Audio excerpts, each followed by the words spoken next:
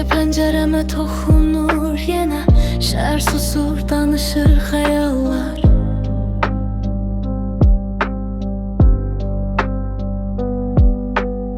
Səsini külək gətirir mənə, adın içimdə yavaşca yanar.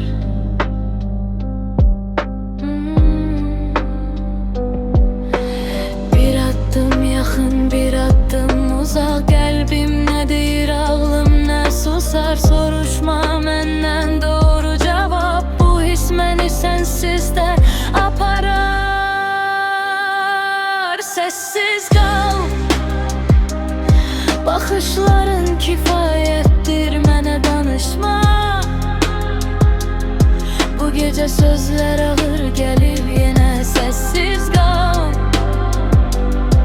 ürəyim səni eşidir, bu an ikimiz üçün kifayətdir. Səssiz qal, baxışların kifayətdir, mənə danışma.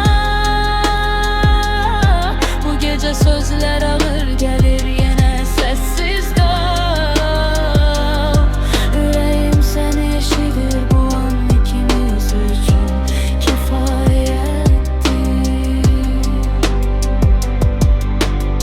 Saatlar axır hissiz, səssiz, zaman dayanır gözlərində.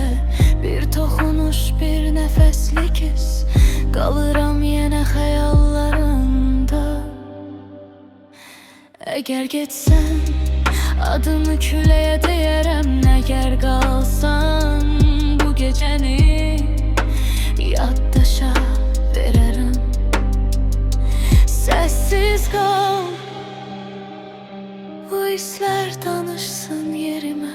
Danışma, bu gecə sözlər artıq gecikib. Səssiz qal,